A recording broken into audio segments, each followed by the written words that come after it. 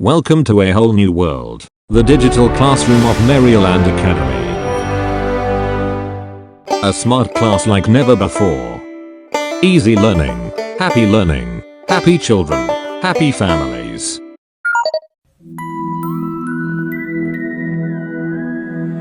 प्राचीन काल में हिरण्यकशिपु नाम का एक बहुत बलवान दैत्य हुआ। उसकी पत्नी का नाम कयाधु था। हिरण्यकशिपु भगवान नारायण को अपना शत्रु मानता था, जबकि कयाधु भगवान नारायण की ही भक्ति करती थी और हर समय उनका नाम जपती रहती थी। हिरण्यकशिपु अमर होना चाहता था। इस उद्देश्य से उसने भगवान ब्रह्मा की कठिन तपस्या की।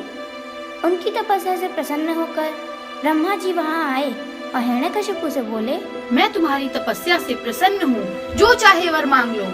हे देव, मैं अजर अमर होना चाहता हूँ। यह असंभव है। जो भी इस संसार में आया है उसकी मृत्यु निश्चित है। तुम कोई और वर मांग लो। मुझे ऐसा वर दीजिए कि मैं ना तो दिन में मरूं, ना रात में, ना मैं मनुष्य द्वारा मरूं, ना पशु के द्वारा, ना मैं अस्त्र से मरूं, ना शस्त्र से, ना मैं घर के अंदर मरूं और ना घर के बाहर। तथास्तु, ऐसा ही होगा। इन्हीं दिनों कयाधु ने एक पुत्र को जन्म दिया, जिसका नाम प्रहलाद रखा गया। प्रहलाद भी अपनी माता की तरह ही भगवान नारायण के नाम का जप करने लगा।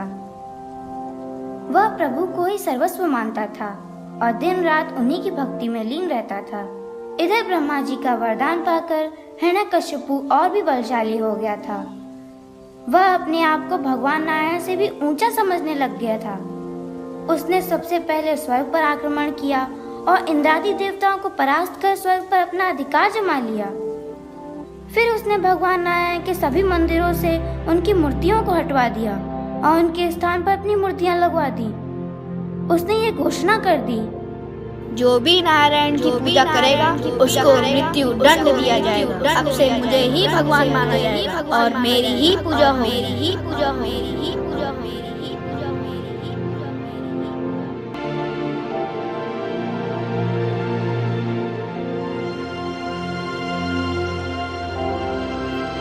प्रहलाद जब 5 वर्ष का हुआ तो उसे पढ़ने के लिए गुरुकुल भेजा गया। वहाँ पर वह भगवान नारायण के नाम का ही जप किया करता था। उसकी प्रेरणा से उसके सभी साथी भी भगवान नारायण के नाम का जप करने लगे। गुरुकुल में गुरुओं के बहुत समझाने पर भी प्रहलाद ने नारायण की भक्ति नहीं छोड़ी। जब हिरण्यकशिपु को इस बात का पता चला तो वह बहुत क्रोधित हुआ। उसने प्रहलाद को समझाने का बहुत प्रयत्न किया, परंतु जब प्रहलाद नहीं माना तो उसने उसे मार डालने की ठानी। उसने ये आदेश दिया कि प्रहलाद को काल कोठरी में बंद कर दिया जाए और उसे खाने पीने को कुछ भी नहीं दिया जाए। प्रहलाद को बंदी बना लिया गया, फिर भी उसे किसी तरह का डर नहीं लगा। वह वहाँ पर भी भगवान नारायण का जप करता रहा। भगवान नारायण की कृपा से उसे कुछ भी नहीं हुआ। उसे मारने के लिए जहर भी दिया गया, परंतु प्रभु की कृपा से विष का प्रभाव खत्म हो गया और वह फिर से बच गया। जब हिरण्यकशिपु के ये सभी प्रयास विफल हो गए तो उसने प्रहलाद को ऊंचे पहाड़ से नीचे फेंकवाया, परंतु भगवान नारायण ने स्वयं ही उसे अपनी बाहों में ले लिया और उसे धरती पर नीचे सुरक्षित पहुंचा दिया।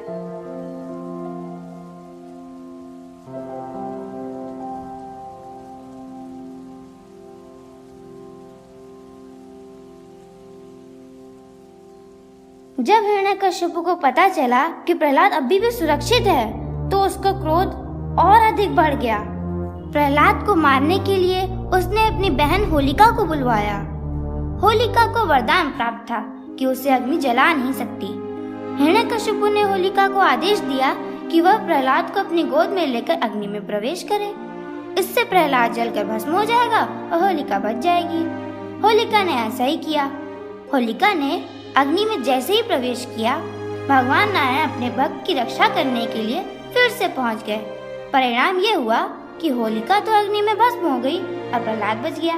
अब तो हिरण्यकशिपु के क्रोध की सीमा न रही। उसने अपनी तलवार से प्रहलाद पर प्रहार किया, परंतु उसके प्रहार का प्रहलाद पर कोई भी असर नहीं हुआ। तब प्रहलाद ने अपने पिता हिरण्यकशिपु को समझाने का प्रयास किया।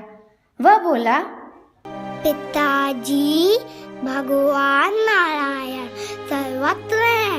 वे ही भगवान हैं। उनका स्थान दूसरा कोई नहीं ले सकता है। वे अपने भक्तों की हर मुसीबत से रक्षा करते हैं। आप भी उन्हीं की शरण में चले जाइए, वे आपको क्षमा कर देंगे। हिरण्यकशिपु क्रोधित स्वर में महल के एक स्तंभ की ओर इशारा करते हुए बोला, तू कहता है कि तेरा भगवान सर्वत्र है, वह इस दुनिया के छोटे से छोटे कण में भी है, तो क्या तेरा भगवान इस स्तंभ में भी है?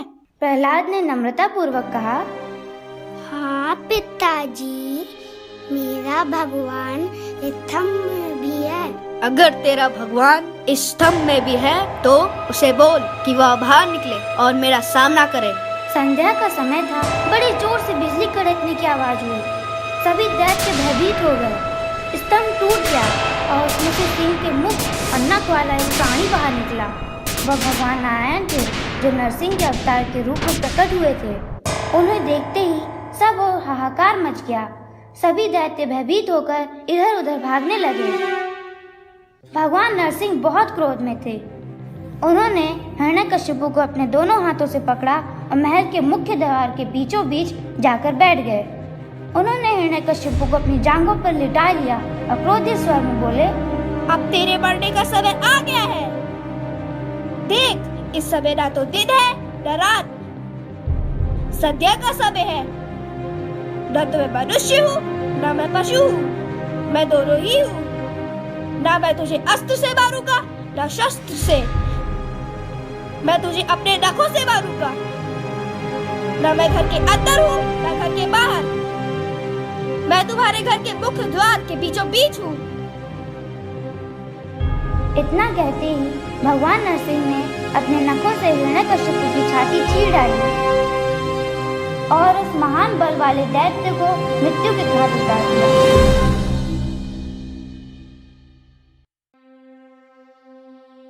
भगवान नरसिंह इतने क्रोधित थे कि देवता भी भयभीत होने लगे।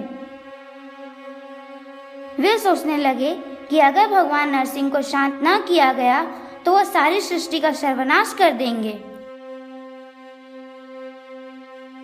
उन्होंने शीघ्र ही प्रहलाद से प्रार्थना की,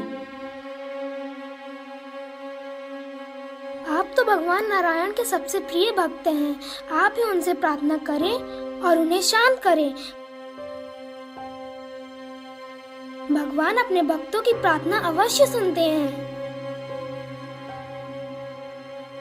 तब भक्त प्रहलाद ने अपने दोनों हाथ जोड़कर भगवान नारायण की स्तुति की। हे प्रभु, आपने हर संकट से मेरी रक्षा की है। अब मेरी विनती स्वीकार करें और अपने क्रोध को शांत करें। इसी में जगत का कल्याण है। अपने भक्त की प्रेम से भरी विनती सुनकर भगवान नरसिंह शांत हो गए और उन्होंने अपने प्रिय भक्त प्रहलाद को अपनी गोद में बिठा लिया और उसे बहुत प्यार तथा आशीर्वाद दिया।